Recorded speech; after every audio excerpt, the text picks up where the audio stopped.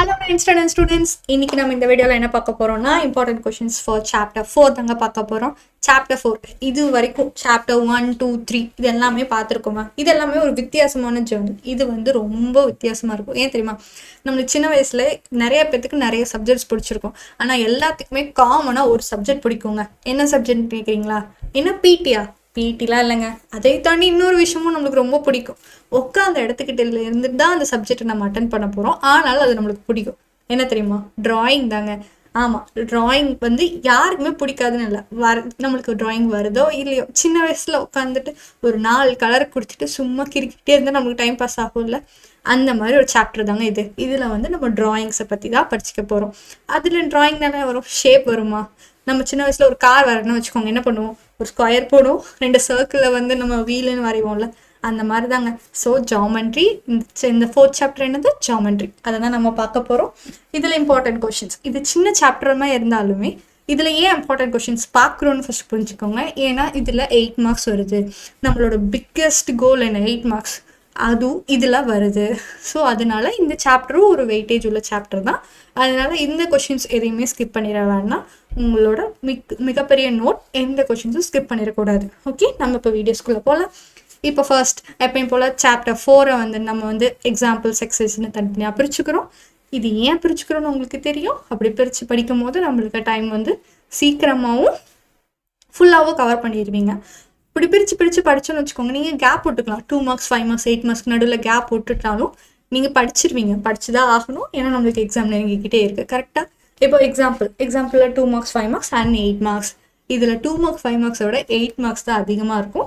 அதனால நீங்கள் வந்துட்டு நல்லாவே டைம்ஸ் கொடுத்து பார்க்கலாம். இந்த 8 மார்க்ஸ் எல்லாத்தையும் கவர் பண்ணுறதுக்கு மேக்ஸிமம் 1 hour தான் ஆகுங்க. இவ்வளோ 8 மார்க்ஸ் இருக்கீங்க மேம், எப்படி 1 hourல கவர் பண்ணுறதுன்னு கேள்வி கேட்குறீங்க. எனக்கு அது கேட்குது. வேறு ஒன்றும் இல்லை, இதில் ட்ராயிங் தாங்க. குடிச்சிக்க டீட்டெயில்ஸ் வச்சு ட்ரா பண்ண போகிறோம், அவ்வளோதான், வேறு ஒன்றும் கிடையாது. இப்போ எக்ஸசைஸ் 1ல் என்ன பண்ணால், நம்ம ஆல்ரெடி ஆங்கிள்ஸை பற்றி படிச்சிருப்போம். 2 லைன் வந்து ஜாயின் ஆகிட்டு நடுவில் இருக்கிற அந்த ஒரு விஷயத்தை ஆங்கிள்னு படிப்போம். 3 டைப் ஆஃப் ஆங்கிள்ஸ் இது வரைக்கும் நம்ம படிச்சிருப்போம். Acute, abuse and right angle பற்றி படிச்சிருப்பீங்க. இதெல்லாம் தாண்டியும் ஆங்கிள்ஸ் இருக்குது. அந்த டைப்ஸை பற்றி தான் இந்த எக்ஸசைஸில் படிக்க போகிறீங்க. சும்மா இல்லாமல் 2 லைனுக்கு நடுவில் ஒரு கோடை போட்டு அப்படியே லைன்ஸ் படிப்போம். அதுக்கு பேர் தான் டிரான்ஸ்வர்சல்.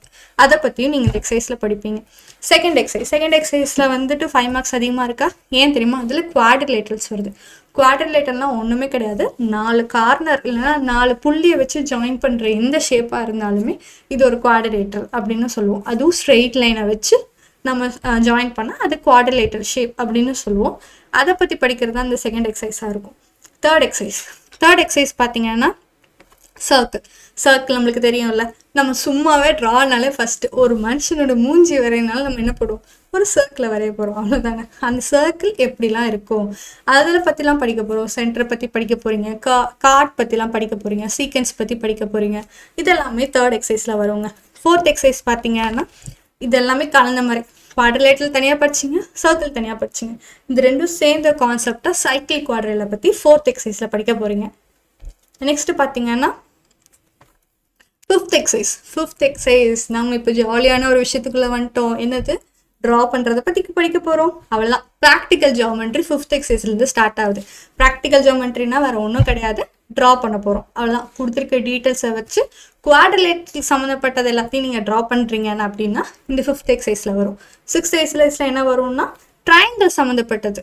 ட்ரையாங்கிள் பற்றி சம்மந்தப்பட்ட கொடுத்துருக்க டீட்டெயில்ஸை வச்சு நம்ம என்ன ட்ரா பண்ண சொல்கிறாங்களோ அதை ட்ரா பண்ண போகிறோம். அது எல்லாமே 6th எக்ஸசைஸில் வரும். இந்த 5th and 6th ட்ரா பண்ணுறோன்னு சொல்கிறோம்ல, இந்த 2 விஷயம் வந்து 8 மார்க்ஸ். அதனால தான் சொன்னேன், இந்த சாப்டர் ஒரு ஈஸியான சாப்டர் தான், வெயிட்டேஜ் உள்ள சாப்டர் தான்.